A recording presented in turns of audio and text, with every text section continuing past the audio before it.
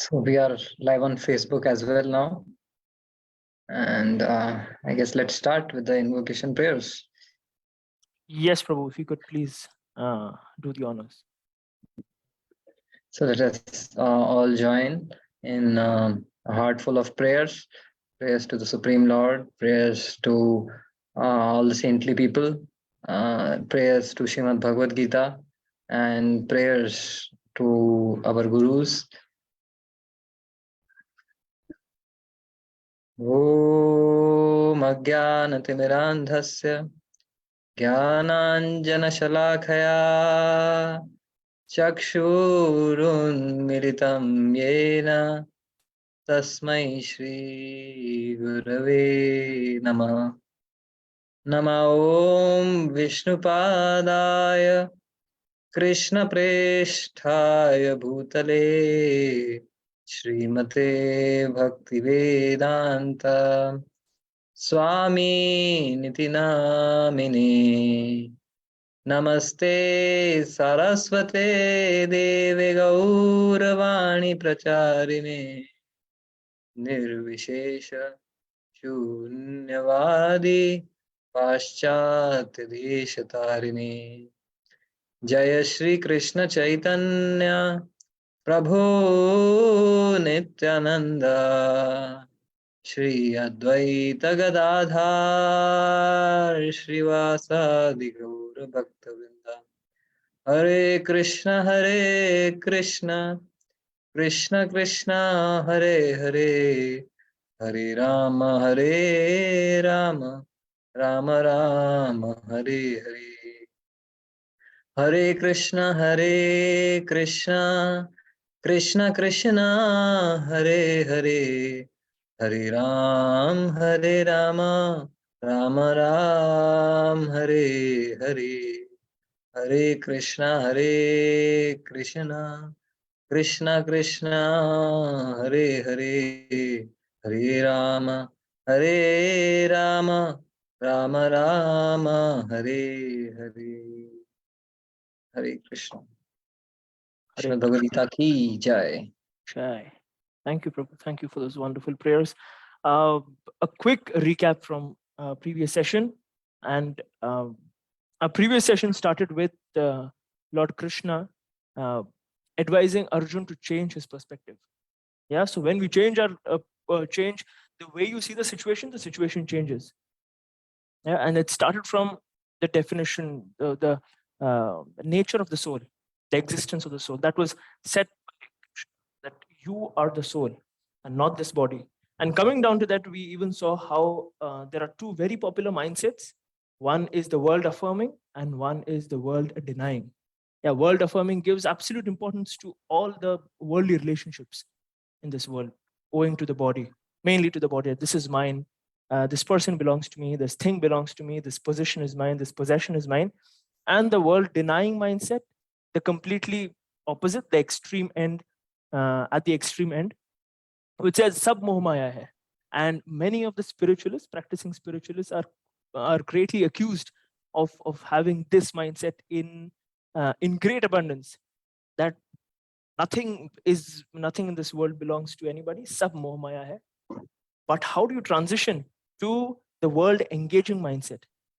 That relates to more of the bhakti or the upasana kand, the upasana section of the scriptures. We even saw Rasik Raman Prabhu giving us a detailed view of how the Vedic scriptures are placed, the epistemology of the Vedic scriptures, and in the end, the key to habit formation. Yeah, verses 58 to 63rd of the second chapter gives throws more light on the restraining nature, how to form a restraining nature, restraining habits in the restraining nature, and verses 64 to 71 on cultivating habits that are more into engaging nature, like how to restrain from bad habits and how to engage into good habits. So I hope, Prabhu, that's quite that's a sankshipt, a quick recap of what Yes, beautifully taught. Yes, we have all been beautifully reminded of the sections that we discussed, and thank you for capping it up so nicely. So thank Thank you, you. Prabhu. But those praises, don't expect those praises to stop me from firing some questions to you today.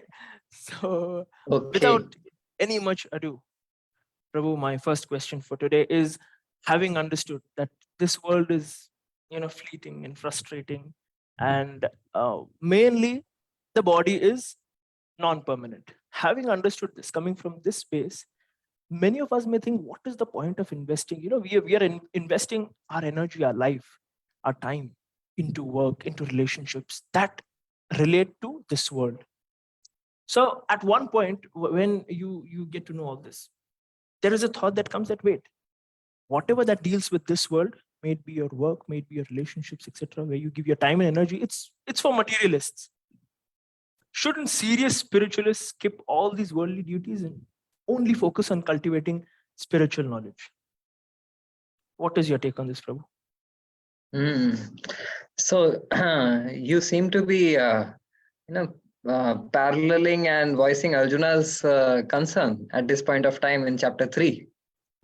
In your own words, you have put forward the same query that Arjuna had.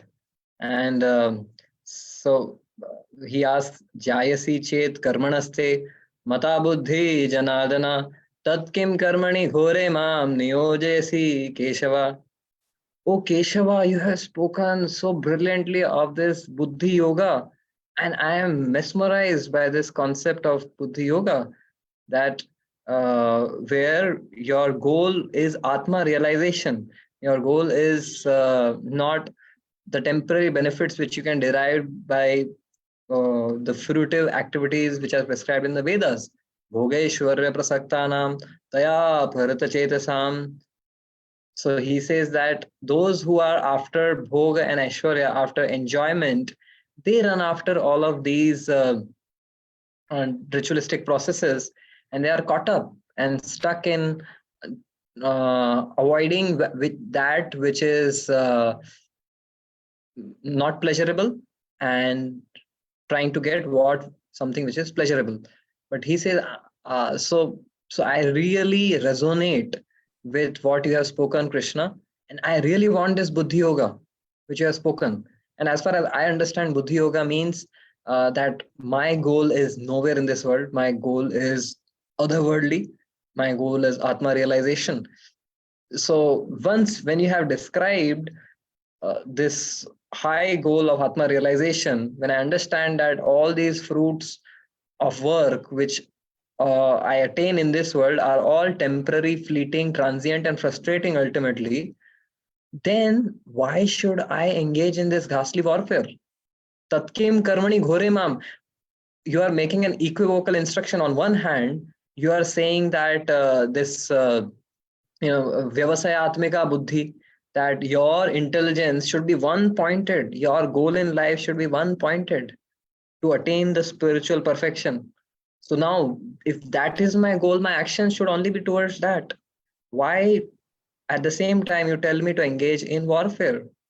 Why do you say that yudhasvacha, that why do you ask me to engage in war? So here there is a misunderstanding and between, or a gap between what Krishna meant and what Arjuna understood it to be. So we'll come to that.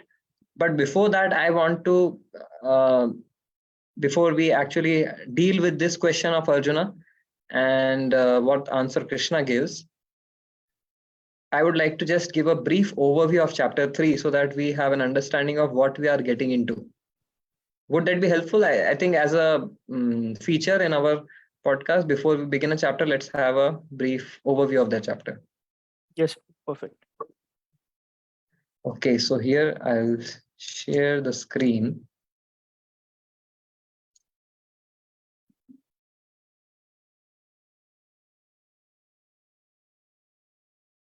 Okay, so this is the overview of chapter 3.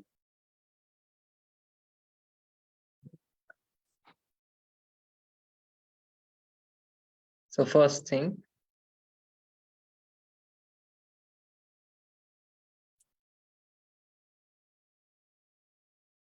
yes. So verse first to fourth, the first 4 verses of chapter 3, they are talking about the confusion that Arjuna had, which I spelled out. Jayasi chet karmanaste. If this buddhi yoga is more superior than this karma kanda of engaging in these fruitive activities for appeasing the devatas, so that I can also go to the heavens and enjoy. So when you have explicitly made that statement that uh, Atma realization is superior to this, then why do you want to again engage in me in this warfare? So give me a very clear understanding, and then Krishna gives his clarification. That's the first section, first 4 verses. Then the next section is again the next 4 verses, where Krishna says, "Oh Arjuna, irrespective of the goal that you set for yourself, action is inevitable. Even not doing something is also an action that we are undertaking, right? Because an action is about choices, and we are accountable for our choices, moment to moment choices. So if you are in a situation and you're supposed to take action, if you don't take action, you are billed for that as per karma. And so Krishna says that in any situation, whatever your goal may be, you must perform an action. And we are all programmed by our modes to perform some action. And Krishna says, even if you say, I'll give up all of this warfare and go and live the life of a sannyasi. So he says, even sannyasis perform actions. They have their prescribed duty of living by begging alms. So if you think that sannyasi doesn't perform actions, sannyasi also has his set of actions that they're supposed to perform. So you are not bereft of that situation. Then section 3, he says, but you can perform action as a matter of sacrifice or yajna. So Krishna introduces the concept of yajna, that your fear, Arjuna, is that your action will bind you. That's it, right? That this yuddha, this warfare will bind you in sinful reactions. So let me alleviate your fear now. I am going to give you a concept of yajna. And this is such a powerful concept by which you can at the same time attain karma free prosperity in this world, at the same time liberation. You can get the best of both worlds. So Krishna gives a solution to the catch 22 situation which Arjuna has. And then section 4, Krishna says, okay, even if you say I'm not interested in this karma free prosperity, then Krishna says, act as a matter of duty and for setting example. Because not everyone is at your level of where they are not interested in any material benefits. And so if they follow your example, they may also give up their worldly duties, for which like actually they are not qualified for that kind of renunciation as you might be. So Krishna says, and he gives his own example that, look, I have no duties to perform in this world, but still I perform all the duties. I don't have uh, anything to gain from this world, but still I do my duties to set an example. Krishna speaks of leadership qualities. And then Krishna says, wait a minute, there is a bigger picture involved here. You are just thinking it's your choice. I'll choose to act, I'll choose not to act. Krishna says, by the way, there are laws of material nature. There are these modes of nature and the laws of nature, and all of these these modes of nature, they are acting. It's our false ego that we think that I am acting. Prakriti kriyamanani gune karmani sarvasha ahankar vimudatma karta aham iti manyate. So this whole conception of action comes because I am thinking I am the doer. But first realize we are just desirers. The action is done by material nature. The material nature supplies us everything, and so it all acts with the laws of nature. And then Krishna says, and by the way, above the laws of nature, there is a lawmaker. So when you understand this bigger picture, then you can develop the requisite detachment to perform action at the same time, not desire the fruits of action. That's what you want, Arjuna. your allergy is from the fruitive mentality of gain or loss, of victory or defeat. So your uh, you know kind of problem with fruitive mentality can be resolved when you understand that there are laws of nature and there's a lawmaker, and when we act as per the lawmakers laws, then we get karma free prosperity also, along with liberation. So, and then section 6, Krishna says there are two laws: the higher law, which is based on our spiritual identity, and lower law, which is based on upon our bodily conception, based on our animalistic instincts. So Krishna says that we have to make a choice. Act we must. Now the only question you have, only choice you have, whether I'll act based on my higher nature or act based on my lower nature. You cannot throw action out of the window. So that's the section 6, 33 to 35. And then last section is, how will you keep the lower nature under check? That's the section 36 to 43. So these 7 sections will be dealing with in due course. Okay, so does that make sense, or at least give us a glimpse of what all is under discussion on the table? Yes, Prabhu. Yes, Prabhu. Gives a good Okay. bird's eye view. Yes, and we have a great gathering today. We have 18 participants. We are growing, it seems. Yes, of course. Okay. So let me now come back to the question that you asked, Jai Kishan Prabhu. So basically, having understood, having seen that this all the work that we do, all the relationships, all of these things are fleeting and frustrating in this world. So then why invest any energy in that? And why not just take up serious spiritual pursuits? So for that, there is a understanding of qualification, or adhikar. So if I prematurely jump from a lower spiritual duty to a higher spiritual duty without my adhikar, then I might not be able to stay in that orbit. I might fall back. So utna mere paas, I should have that much amount of quantum energy, quantum spiritual energy to make that jump. Otherwise, I'll jump from here, jump from my worldly duty. For here, Arjuna, it's Kshatriya duty. So he will jump from here, from his Kshatriya duty, trying to get into the duty of a sannyasi.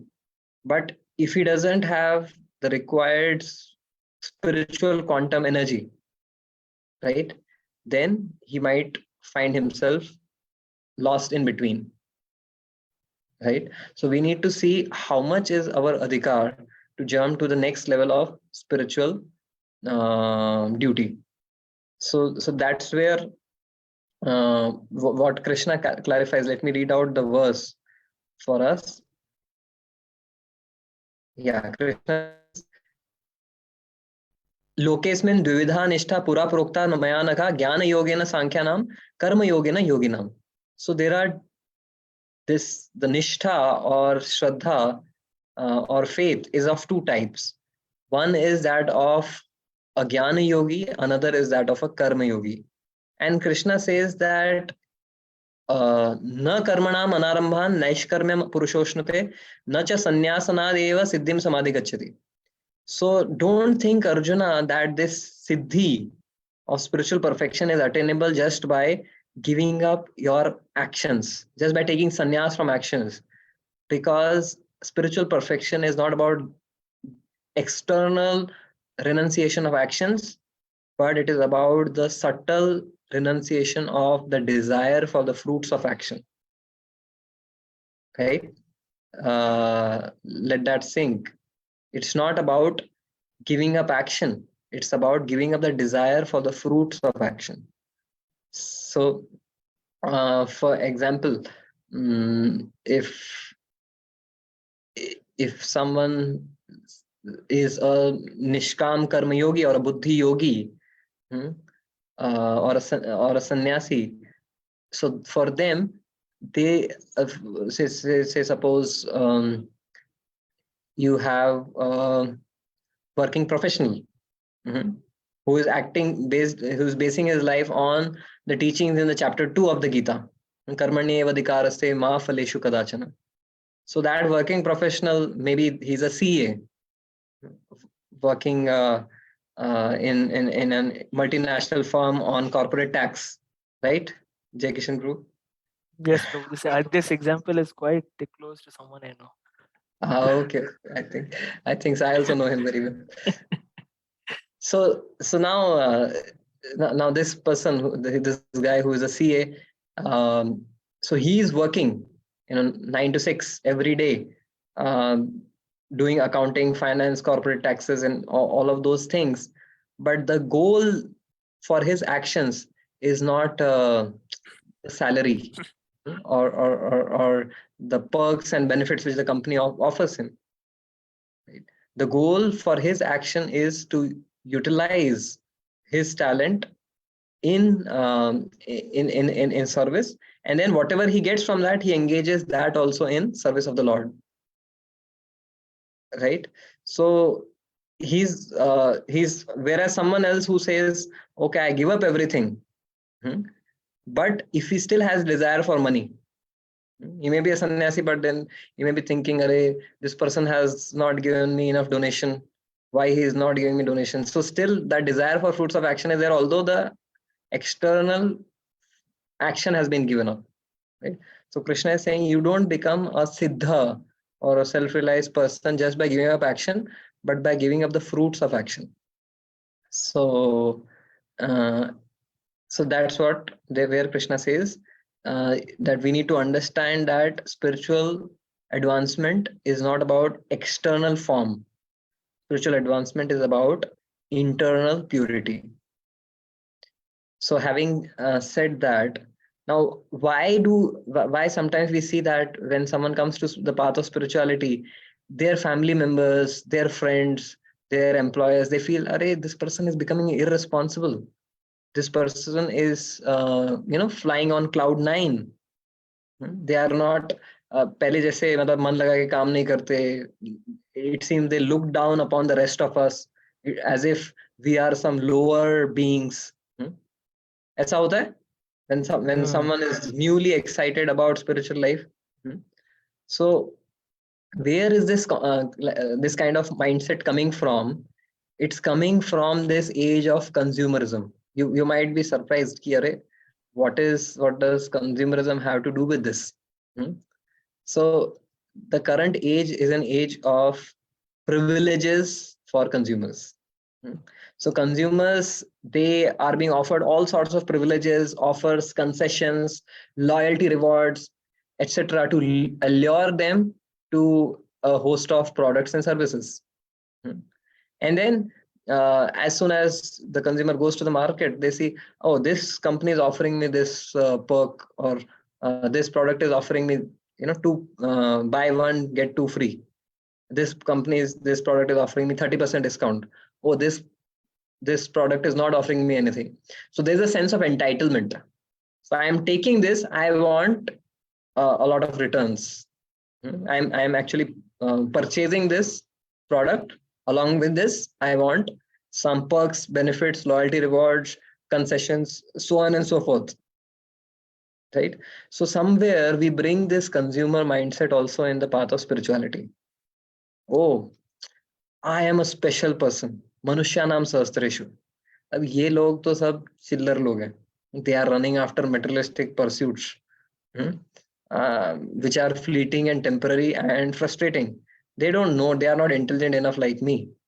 So, and I ought to get some special perks and benefits. In लोग को घिसने दो. I'll be cool. I don't need to do so much because Krishna Das Sada Bindas. Maya Das Sada Udas. So so that kind of attitude creeps in. बने रहो पगला काम करेगा अगला. So, but a true spiritualist is supposed to be very responsible in whatever they do. Hmm? If they are owned to do something, they do it with the best possible in the best possible way they can. Uh, so I was saying that we somehow bring this neophyte spiritual practitioners. They may, they may be heard saying that we are now part of the elite club of spirituality, and we need to receive some special concessions and over these lesser mortals. Uh, so we need to have that warranty of exemption from regular worldly duties and entitlement for privileges and honor. So हमको honor मिलना चाहिए. People should know that okay, I am a spiritual person. So railway ticket की line में I can barge in and say भैया तुमको पता नहीं है ह्यूमन लाइफ का वैल्यू क्या है, मुझे पता है. So let me get the ticket first. एक स्टूडेंट को जो भक्ति में आ गया, माँ ने बोला बेटा थोड़ा बाजार से आलू लेके आ जा, सब्जी बनानी है. तो बेटा माँ, human form of life, do you know the value of human form of life? It's a sheer waste of time to bring this aloo sabji for you don't know what important work I'm doing. So sometimes there is in the neophyte practitioners, there's a sense of superiority, a sense of holier than thou, a sense of I don't need to engage into regular worldly duties. But this is not what Krishna is recommending. So what Krishna tells to Arjuna, like finding traces of this attitude. Krishna, I am not Bhogeshwara Prasaktanam, I am Vyavasayatmika Buddhi. So why not take a direct, jump to giving up everything and going to the forest and completely absorbing ourselves in spiritual goals? But Krishna is warning Arjuna. What he says in verse number 6, verse number 5 and 6, let's see. Krishna says, Nahi kaschit shanamapi jatu tishtati akarmakrit karyati avasha karma sarva prakriti jairgune. That we must perform action. Everyone is forced to act helplessly based on the qualities. Therefore, one cannot refrain from doing something. So Krishna says, Arjuna, now imagine that you have gone to the forest and you have certain qualities and nature of a Kshatriya which you have not been able to sublimate. You have not been able to fully dissolve. You are not on this level of soul immediately. Now you go to the forest with a Kshatriya sitting within you, and you ask for alms as a sannyasi. And someone may give, someone may not give. And when someone doesn't give, it hurts your Kshatriya ego. How in the world is it possible for someone to refuse me? Don't you know who I am? The wielder of Gandiva? I'll punch you down and make you pulp. So Krishna says, beware. If prematurely, if you jump into such renunciation, you might find yourself committing something which you will repent later. So that's where Krishna says that we all must act as per our nature. So it should not be a quantum jump, sudden jump, but we should gradually develop ourselves in our spiritual path, and then by responsibly acting in our duties, but not desiring the fruits of actions. So that is the path which Krishna is recommending to Arjuna. And Krishna says that mithyachara swa uchyate, that then you even if you go like that to the forest, externally you will be showing off yourself as a sannyasi, but internally you will maintain that desire for prestige. So Krishna says, so that is not very conducive for spiritual life. So let me give you an example of this, that what is Krishna's expectation from a spiritualist. During the from the time of the Britishers, there was this tradition that people who government officials, they would get cars which were mounted with red beacon lights. Have you seen some of them? जैसे ambulance के ऊपर होता है वैसे government cars के ऊपर एक beacon light होता था मिनिस्टर्स का गाड़ी पे, आईएएस का गाड़ी पे, and that beacon light would actually give them some sort of leniency over traffic rules. They could cut the queues, they could pass on, and so others were supposed to actually give them way because they have this red beacon light. But in 2017 what Modi ji did, that he said, why only our ministers and bureaucrats are VIPs? Every Indian is a VIP. So it's not that just because someone is in a role or position, they should not have this holier than thou attitude. So he said every Indian is a VIP, and leadership is about setting example. Leadership is about being in the world, but at the same time leading the world, right? So when the politicians are awakening to this fact that leadership is about setting example, it's high time that spiritualists also they also act in a very responsible way by which people develop appreciation for spiritual practitioners, so that they don't look at them as कि अरे ये आ गए spirituality वाले, ये अपना red beacon दिखा के, detachment का रेड बीकन दिखा के they try to get some concessions or something like that. Showcase a sense of privilege Yes, over yes. the normals. Wow. So ये परंपरा लाल बत्ती की वहां से आती है. This was new for me. Okay. Wow. From the colonial times. And something that we've carried on. So वो परंपरा कितनी अच्छी से हम निभाते आ रहे थे. But yeah. Prabhu, two takeaways. One is Krishna is just slashing down show bottle spirituality here. That is quite clear. And renunciation, not of action, but of the desire for fruits of action. Those are two takeaways that I could, master, where Krishna is coming strongly, pacing these two facts here. But Prabhu, people live, so there are people living in this world, honestly. They're doing their duties, having their families, doing their work. They pay their taxes on time. And the nation is run on taxpayers' money. Okay? So do I really need to give any donations to a temple? The nation is not run by temple's money, right? So what is your take on this when it comes to giving donation to temples where I'm paying my taxes on time? What is your take on this? I see the same attitude and mindset of entitlement, which was there in the neophyte spiritualist, is also there in someone who has this kind of a thought in mind. Must say an entitled taxpayer who feels that भैया मेरी वजह से दुनिया चल रही है, तुम्हारे मंदिर अंदर नहीं चला रही है दुनिया, ये देश को हमारा पैसे से रोड बन रही है, ट्रेन चल रही है. So you spiritual people, you are good for nothing.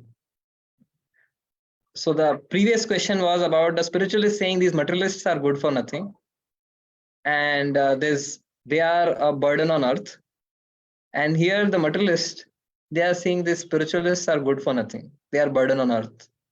हमारे मेहनत से देश चलता है, so we don't need to actually invest in any sort of spirituality. मैं honest हूँ, मैं moral हूँ, तो what's the need for me to actually do some spiritual activity or give some donation for some spiritual cause?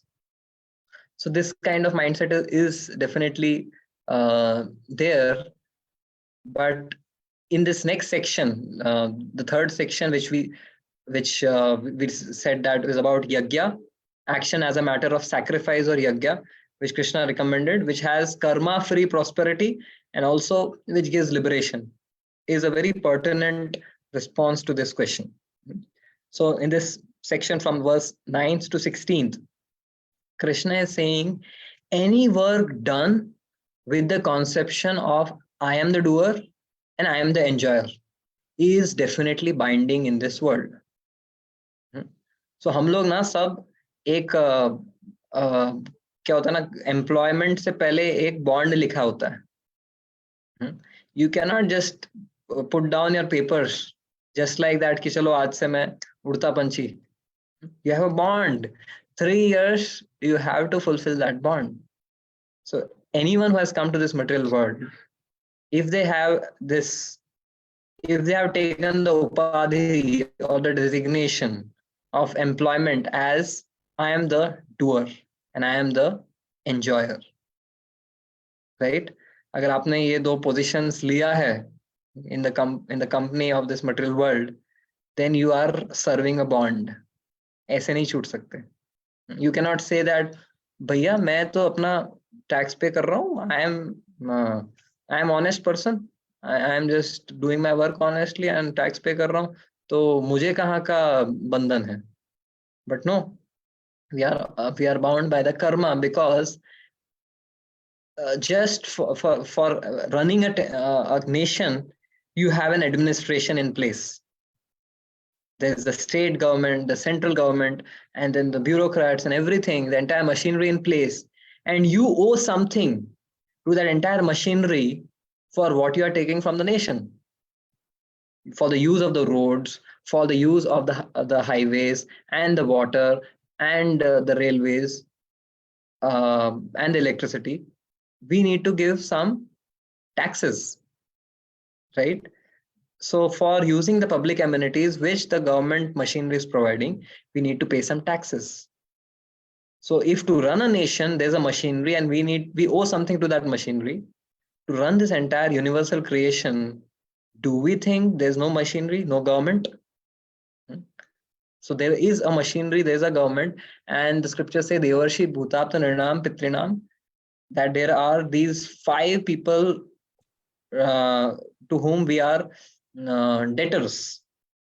Devata, the demigods, like the gods, just as you need to pay at the end of every month bills for the water that you take from the municipality. Similarly, rain god Indra, we owe something to him for ensuring that the rains come on time. And similarly, the sun god, just example, we pay the electricity bills, so we also owe to the sun god. And then we also owe to the rishis who have given us spiritual knowledge and things like Ayurveda, and also even the modern rishis. The modern rishis have given us, say, allopathy. So we owe something to them. We are indebted, right, without our knowledge. So Devarshi, Bhutapta, other living entities. So there are these debts, and no one can say that I am debt free. I'm just doing my duty and paying my taxes. That's it. I have done my obligation. But we need to know that there are more obligations to people and forces which are unseen, beyond what is seen. And therefore, we are all serving this bond in this material world because we have taken up the employment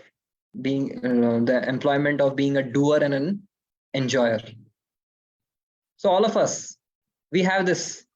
Someone thinks, "Oh, I am such a good singer, what a voice I have." Got it. You have got the label and you have got aapka meter chalu ho gaya. So every moment you are thinking and acting as a singer, you are getting some karma, you're accumulating some karma. Either punya or papa, whatever it is. We are getting bound. If I'm singing Bollywood songs which are corrupting people's consciousness towards materialistic life, so unka jo consciousness ka degradation hai, I am responsible. Somewhere or other, I also get a share of their what sinful activities they do after hearing my song. So getting it, thoda, no offenses to any singer, but I am just giving an example. Right. So that's one thing. And let us take the example of a Uber driver. Hmm. So if an Uber driver, आप उसके case में क्या देखते हो, taxi जो चलाता है वो उसका नहीं है, वो तो उबर का है, उबर कंपनी ने टैक्सी दिया है उसको. So similarly the vehicle, the body that we have been given, ये हमारा बॉडी नहीं है. So मैं बोल रहा हूँ मैं टैक्स पे कर रहा हूँ, तो really the intelligence, the ability with my hands and my intelligence which I am using to do things in this world and earn money, वो ability मेरा है ही नहीं. तो that Uber driver says कि मैंने कमाया सब, but then what happens when you take a ride in Uber? To whom does the money go to? When you pay, say, 600 rupees, The Uber company directly. it goes to Uber company, and for the service which this driver does, the Uber company will give a share to that driver, right? That's how it happens. The Uber driver cannot say, ye paise mere hain. That 600 rupees he has to give to the company, and the company will actually put say 300 rupees in their account, right? So the instrument, the car which he is using, the taxi, is not his, and the money which he gets, that's also not his. He gets a share from the money which the customer is paying to Uber, not him, right? So similar is our situation. So we are all getting this body and the mind and intelligence from the administration of the Lord, and then whatever we do in this world, we get some fruits, but ultimately all of those fruits are for the Supreme Lord. And then the prasad, जैसे उबर company कुछ प्रसाद देती है उस driver को, ये ले भैया 300 रुपए तेरे, तो वैसे after offering to the lord in yagya, the prasad that we get, that's our bona fide share. Otherwise, if I take the 600 rupees और गाड़ी लेके मैं चलता बना, तो क्या होगा? पुलिस पीछे लगेगी, यमराज पीछे लगेंगे. So the Uber driver says, किसने बोला? Uber नाम लिखा है, मैं मिटा देता हूँ और गाड़ी लेके भाग जाता हूँ, अभी मैं कोई राइड्स नहीं लूंगा. But no, it's the vehicle belongs to the company. So that's the comparisons. And Krishna, what Krishna says is very interesting.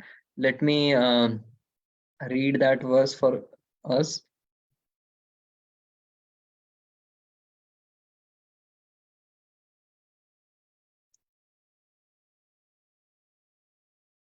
Krishna says, यज्ञार्था कर्मणो अन्यत्र लोकोयम कर्म बंधन तदर्थम कर्म कौन्तेय मुक्त संग समाचरा. So Krishna says that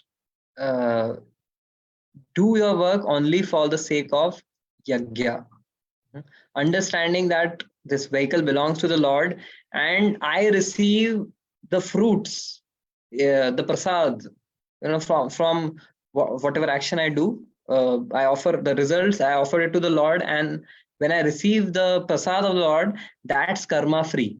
Otherwise, if I directly try to enjoy the fruits of action, then Krishna says, मुच्यन्ते सर्व किल्बिषै यज्ञ शिष्टासिना संतो मुच्यन्ते सर्व किल्बिषै ये पचन भुंजन्ते ते तु अघम पापम ये पचन्ति आत्म कारणात्. So someone who is just trying to enjoy the fruits of their action, such a person is verily eating only sin. वो पाप खा रहा है, मतलब पाप किया जाता है, यहाँ पे पाप खाया जा रहा है. So that's the understanding that even I may be a taxpayer, great taxpayer, but still I am eating sin if I'm not offering the fruits of my action to the Lord in the form of donation, in the form of at least some philanthropic activity. Then I am bound because I have signed up a bond, right? Prabhu, here you gave the example of the Uber driver. Prabhu, you have something to say? I believe you have something more to say. Or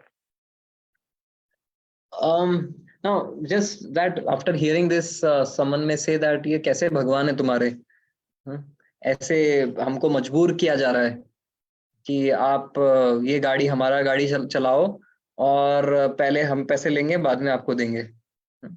So someone may think like this ना कि ये कैसा system बनाया है उन्होंने.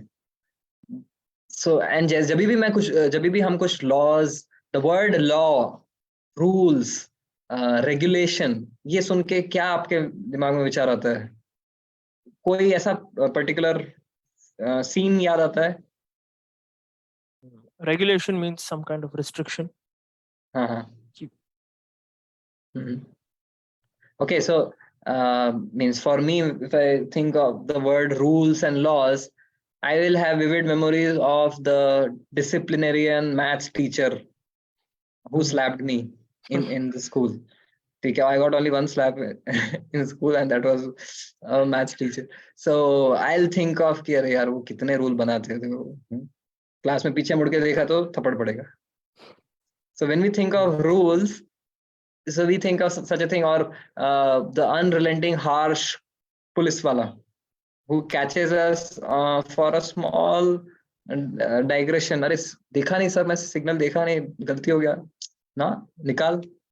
So sometimes when we hear the word rule, हमारा imagery वही आता है.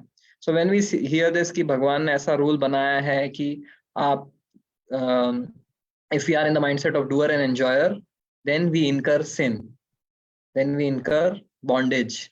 And only when we act as a matter of yajna, which means we act for pleasure of the Supreme Lord and his assistants, the devatas, then we don't incur the sin. तो ये भगवान ने law ऐसा बनाया है for us to get implicated. So we may think like this, but let's understand this law of yajna. It's a paternalistic law, not an imperialistic law. Imperialistic law क्या होता है? जो ब्रिटिश गवर्नमेंट बनाती थी for Indians before independence, कि कुर्सी नशीन करके एक ये था कि अगर किसी को ब्रिटिश अंग्रेज गोरे के सामने बैठना है चेयर पे, तो he should get a certificate called कुर्सी नशीन, कि भैया तुम्हारी ये औकात है कि तुम एक ब्रिटिश इंग्लिश आदमी के सामने तुम बैठ सकते हो कुर्सी पे, नहीं तो you have to either stand or sit on the floor. So that is imperialistic because there is selfishness and ego involved here. But a father also makes laws for his children, but those laws are not for exploitation but for their growth. So when God creates laws, the laws of yajna, they are for our spiritual emancipation and for our material prosperity. Let's see how. So Krishna speaks about the cycle of sacrifice, where he says that annad bhavanti bhutani. So Krishna begins first of all by saying that, first of all, I created this system of yajna, and I sent all of these, the men and the devatas, and told them, be happy with this system of yajna, because performance of this yajna will help you achieve everything desirable and to live happily in this world and also to achieve liberation. This is verse 3.10. Then in 3.11, Krishna says, Devan bhavayatani na, te deva bhavayantu na. And so there will be a synergy and symbiosis between the devatas and the living entities, the humans. The humans will offer sacrifice, acknowledging gratitude for what the devatas are giving to them. They are not claiming like this taxpayer, भैया मेरी मेहनत का कमाई है. They say, अरे whatever I do, मेरे हाथ में जो शक्ति आ रही है वो इंद्रदेव से आ रही है. If I am making a pot, Indradev is giving me that, or Vishwakarma is giving me this skill. So they know there is an unseen force behind my skill, and they offer some yajna to the Supreme Lord directly, and also for these devatas. And when they do so, the devatas and the Supreme Lord being pleased, they empower the person more, give him more prosperity, And so this is a cycle of sacrifice which has been created. Parasparam bhavayanta. So there is a system of synergy which has been created. And when we perform these yagyas, the devatas and the Supreme Lord, they surprise us with gifts, abundance, and bounty. And then Krishna says, Annad Bhavanti Bhutani. This is verse number 14. Ki all the living entities, they subsist on grains. We become what we eat, right? Something we ate 1 week back is probably now sticking somewhere in our stomach or in our bicep muscles. Like आप तो कलरी पाई to ये तो आप your thighs you are working out. So some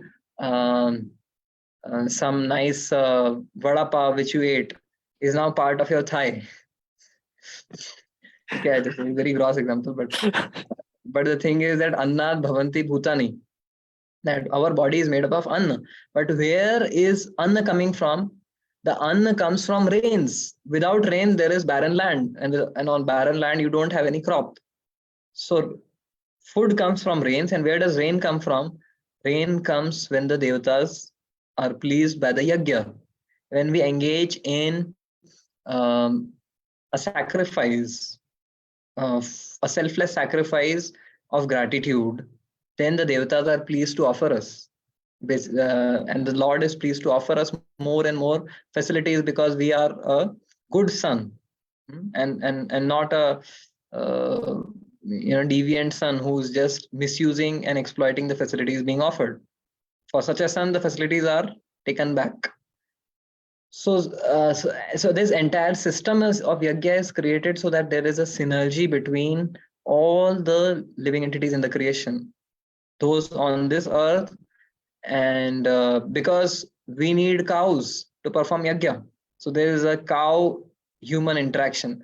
There's a human, and then for the cows you need green grass, which means you will preserve the ecology. You will create a green planet to have cows, right? So there is a lot of domino synergy effect based on this between the living entities and universal administrators of the Supreme Lord. So and even if the reactions come, those reactions are meant to awaken us, give us a symptomatic indication that you are going wrong somewhere.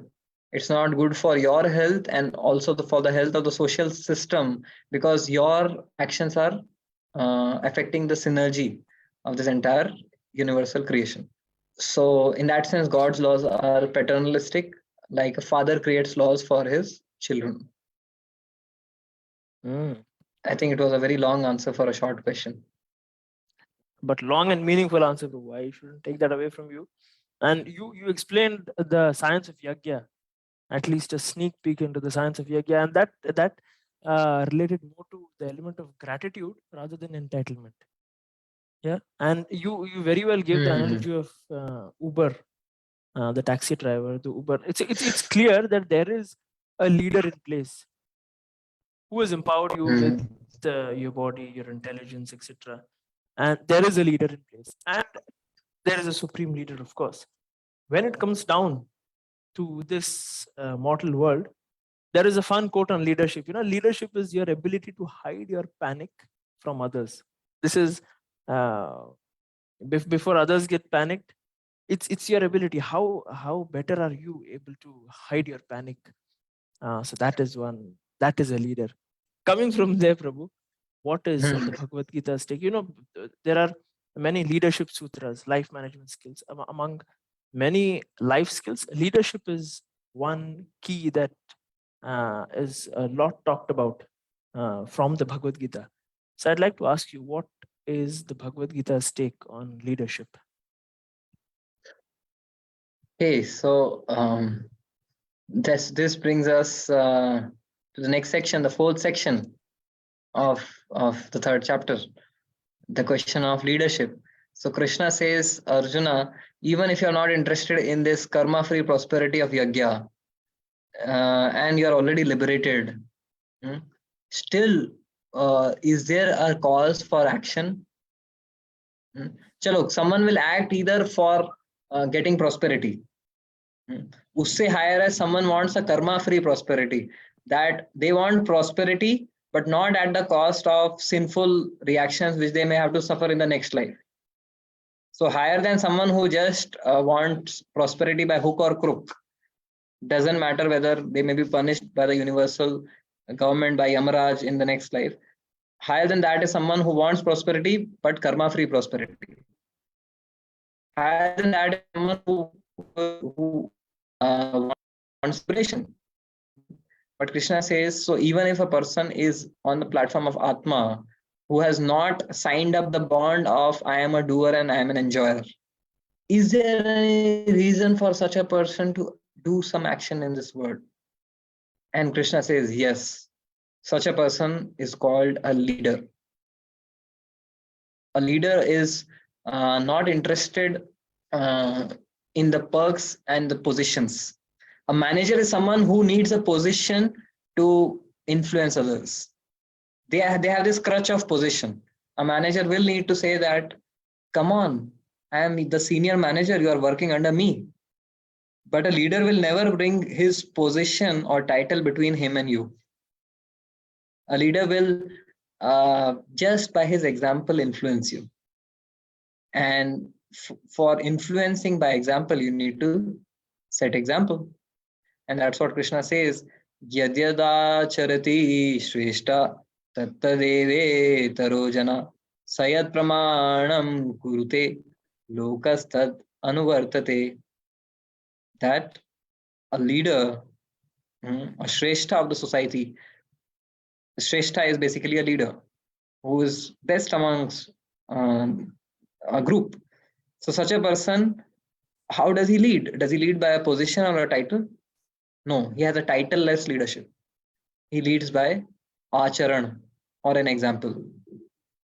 By their pramana, they set an example, and then lokastad anuvartate, and people are naturally inclined to follow such a leader without any legislation, without any force, but by inspiration. So leadership, Krishna says, doesn't work on legislation. Leadership works based on inspiration. So Krishna gives a higher vista about someone who acts in this world. Not desiring karma-free prosperity, not desiring even liberation, because they are already on a liberated platform. But still, they will act to set example for others to follow. And that's the concept of leadership which Gita speaks of. And if you look at how Krishna defines leadership in this section from 17 to 26, he says, Arjuna, I also don't have any duty to perform, but still I act to set examples. And he more or less defines a leader as a teacher. You have seen a teacher who is teaching maths for class 6 students. Now, some of the students of this teacher will go on to become PhD scholars in mathematics. Some of them may be ISRO scientists. I'm not saying NASA scientists because we want to encourage DC scientists. So whatever. So the teacher will still remain in teaching class 6 students maths, whereas his student goes on to become an ISRO scientist. His student goes on to become a PhD professor. But this person is happy being a class 6 maths teacher because he knows his accomplishment is pushing others ahead. And that's what a leader is. A manager is someone who governs others to do their task and he sits at the top. A leader who is someone who sits at the bottom and pushes everyone up. So Krishna speaks that without compassion and love, you cannot be a leader. That's the first prerequisite quality. Just like, for example, for a teacher, means we all have had our experiences of really selfless teachers. who were happy to teach. For them, the goal and the reward was not the salary, but the experience of seeing someone go ahead in life by your contribution. And that is the example of a leader. So this is one parallel between a leader and a teacher, which is the leader is happy to push others up while he may be continuing to stay wherever he or she is. Second quality of a teacher and a leader is patience. Now if a teacher says कि क्या इतना मैंने पूरा proof दिखाया तुमको करके, कुछ समझ नहीं आया, जाओ कर लो ट्यूशन, मैं वापस नहीं बताऊंगी.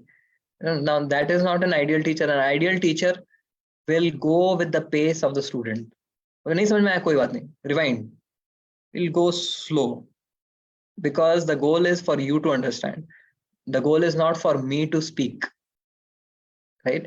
So that is another quality of a leader also. So Krishna doesn't have any duty to perform, but still he performs the duties of this world as a king, as a Kshatriya. He's doing those duties. He's the Supreme Lord. But for us to understand how a Kshatriya should be, Krishna is going slow. देखो, तुमको सीखना है क्षत्रिय कैसे होना है, ये देखो मैं करके दिखाता हूँ. Just like a teacher, for a first class student or a kindergarten student, they know how to make alphabets, but they will hold the hand of the student and make the alphabets A, B, C, D. But it is not that they don't know, they are trying to learn. They are not trying to learn, they are trying to teach. So such is a leader who doesn't need to do all of those routine tasks, but they are happy to set an example. And it's not a motivation कि अच्छा मैं example set करूंगा, ये सीख जाएंगे, फिर कल से फिर ये लोग करेंगे. No, if that intention is there, you are not really influencing people. People will be able to sense कि चलो ये हमको काम पे लगा रहे हैं. A leader is truly happy hand holding others and being there with them at their pace and seeing them take off. Not that they are very eager to take off from the position कि चलो अभी इनको सिखा दिया मैं निकलता हूँ. So that is the quality of a leader. And another last quality of a leader and a teacher, because Krishna is saying that a leader is a teacher, is that of loyalty. A good teacher is first of all a good student, because only a good student can learn the subject to be able to teach it nicely. So similarly, a good leader is first of all a good follower. Without being a good follower, I can never be a leader. So these are some of the qualities of a leader which Krishna is highlighting in this section 17 to 26. So speaking of leader and the fact that yad yad acharati shreshta, so whatever great people do, normal people tend to follow. And in today's world, it is more often than not our celebrities who are the Bollywood actors, top musicians, cricketers, sportsmen of different who play different sports. Jai Kishan bro, I think if we take some audience questions and you want to take the audience questions for today? Okay. We are already beyond time. Perfect. And we can continue next class. What do you think? Prabhu, I don't think I'll forget this question. Yeah. नहीं, मुझे लग रहा था कुछ तो ऐसा बहुत powerful आप अस्त्र भेज रहे हो, तो इसके लिए मैं I'll prepare myself with Prabhu. Okay, so there are some beautiful questions coming away. A few questions have already been posted. There is one question by Kirtilata Mataji. She says, can you define the word responsibility and how can we develop it? Okay. You should be responsible. So being responsible, this is a very beautiful concept. which comes from a space of ownership. So only when you own something you can feel responsible. If जैसे सरकारी काम में क्या होता है, मतलब I am just doing my job is to punch in at 10 o'clock and punch out at 5 o'clock. Beyond that I have no ownership. बाकी मेरा मेन ओनरशिप है 10 बजे और 5 बजे पंच करने का. I am accountable for that, right? So the person is not owning the job, whereas a person who owns the job, who considers that this is my company. I'm just giving a mundane example. So a person who feels this is my company, whatever comes, ultimately the profit and loss of the company is my profit and loss. And so the other person gives it a damn कि ये company bankrupt हो जाए कोई बात नहीं, मैं job change कर लूंगा, मैं मेरा 10 और 5 का ही रूल फॉलो करूंगा. So responsibility comes from a space of ownership. So when we spoke about the neophyte spiritualist who is just feeling holier than thou, who is having an entitlement mindset, they really don't own the spiritual path. Because if they owned it, they would be conscious, okay, if I act like this, what will be the impression of people about the spiritual path? And they'll not be concerned about it.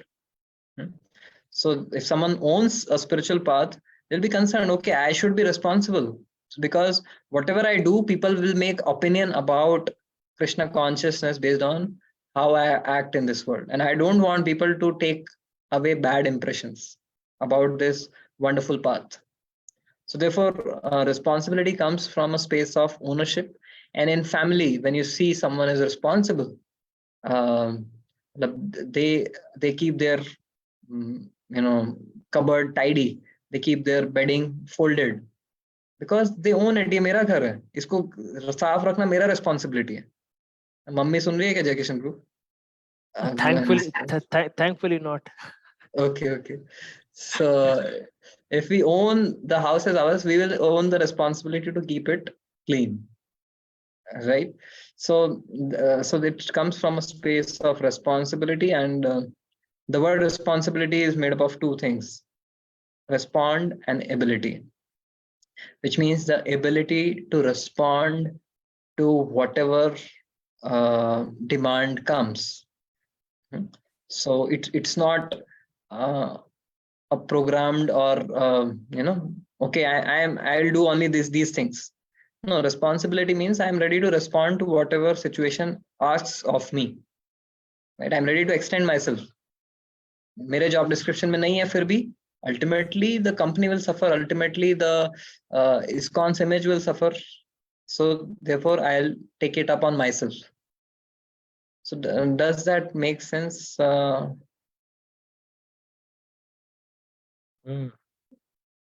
question was asked by Kirtilata Mataji and very well answered by you, Prabhu.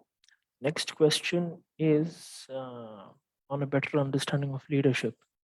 And does this apply to parents too? What has the role of discipline and strictness to play when it comes to leadership, especially in the case of parents? Beautiful. This is a very thoughtful question.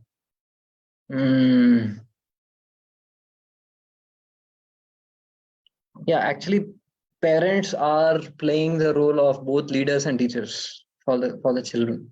So whatever we spoke about leadership holds true for parenting also. It is said values are not taught, they are caught. So you have no other option. You cannot tell, पता नहीं मैं तेरा पापा हूँ, कर अभी ठीक से. कितना आप beyond a certain age, you cannot just impose your position. अरे मैं पापा हूँ, मैं मम्मी हूँ. No, it doesn't work.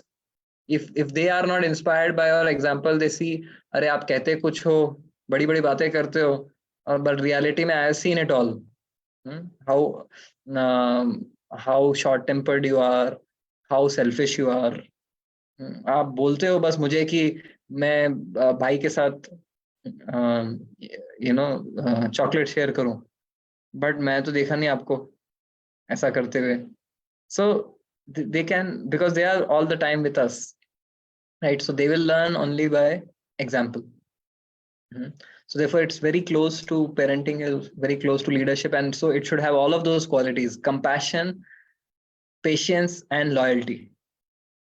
So compassion is, you cannot be a good teacher or a good leader unless you have love and for the child, or love for your people you are leading.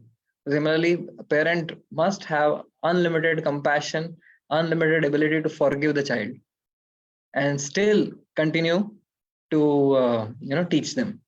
So that is one quality, compassion. The second we discussed was patience. That yes, patience has to be there. We need to keep you know you cannot expect overnight changes. So patiently, we cannot push them beyond their limits also. At their pace, we need to help them grow. And then loyalty. A good parent is first of all a good child.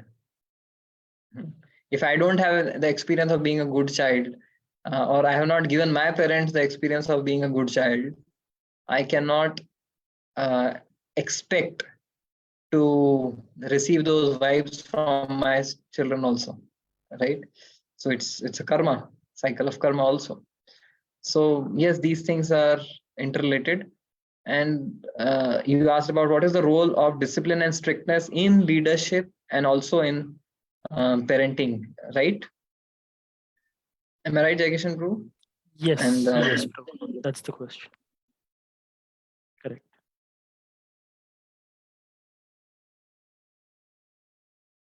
Okay, so discipline and strictness. Now, as we discussed, we were discussing about setting example. So for most people, they will get inspired by setting example. Maybe 70-80% of the people in the group will be inspired by example, but some of them, they need an extra push beyond example. So good people, like intelligent people, they learn simply by hearing. People who are little less intelligent, they learn by experiences. They learn by their own experiences. And people who are even less intelligent, they don't learn by hearing, they don't learn by experience.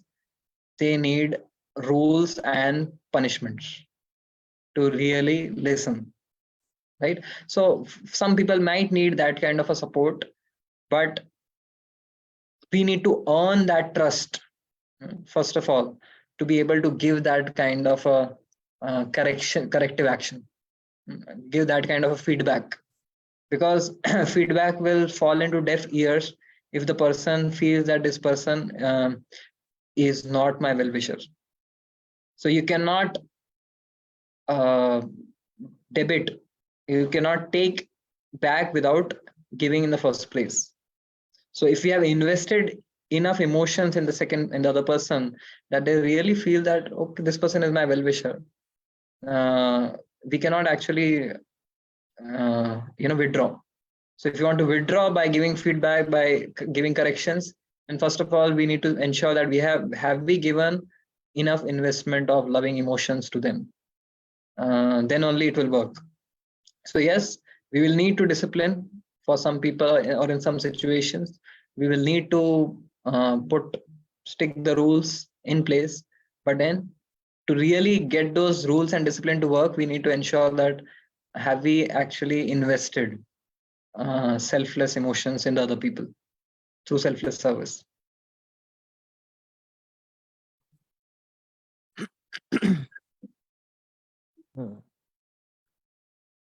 Thank you for that answer, Prabhu. And I'm running low on battery right now. In the meantime, Prabhu, do you have any more comments, or do you want to take any other question? Please feel free, Prabhu. If you have any more thoughts to share, please feel free. Okay, I'm reading some comments, but we are not ignoring, but there is certain decorum which needs to be practiced. And if that is not practiced, then we are not responsible.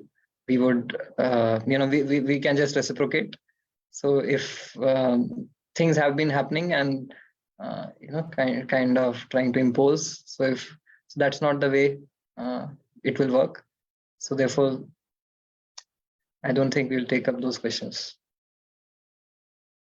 Thank you for another enlivening session, Prabhu. And you still have 2 unanswered questions of mine, which I will be firing to you next week. Until then.